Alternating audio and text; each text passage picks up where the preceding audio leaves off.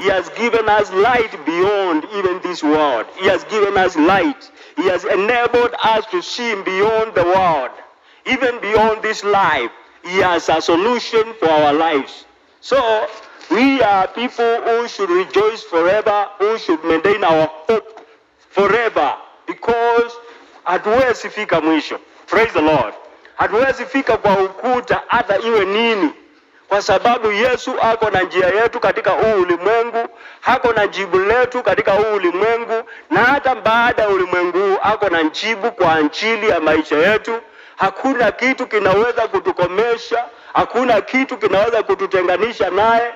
Maana Paulo anauliza katika kitabu cha Warumi, ni kitu gani kitakachoweza kututenganisha na Bwana Yesu? Na katika mambo hayo yote anataja mpaka kifo, na kusema ya kwamba hata kifo hakiwezi kututenganisha na upendo wake Mungu. Kwa hivyo we should be rejoicing every time. We should have hope every time, because we know that Jesus is in control. If he can control beyond the grave, ni nini ambayo itatuovisha tukiwa hai? Kama anaweza tamalaki hata mbele ya kaburi na kupitia kwa kaburi, ni nani ni hali gani katika ulimwengu ambayo itafanya tuinamishe kichwa na tufike mwisho na tukate tamaa na tufunjike moyo? There is still hope for all the people who trust upon the Lord.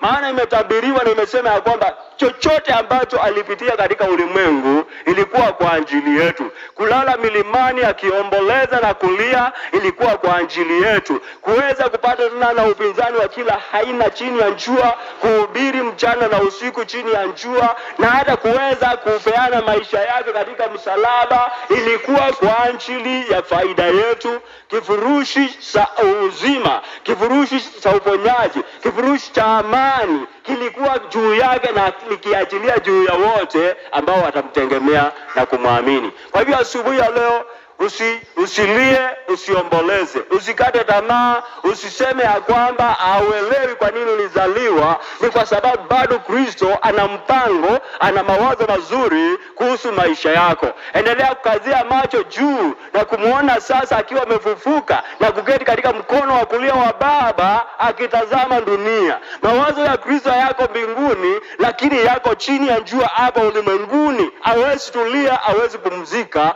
mpaka wakati ambapo siku moja katika uzee wako hata kukaribisha katika utukufu wa milele. Tumpende Kristo milele, tumtegemee Kristo milele, tumuulize Kristo milele, naye atakuwa jibu la maisha yetu. Praise the Lord.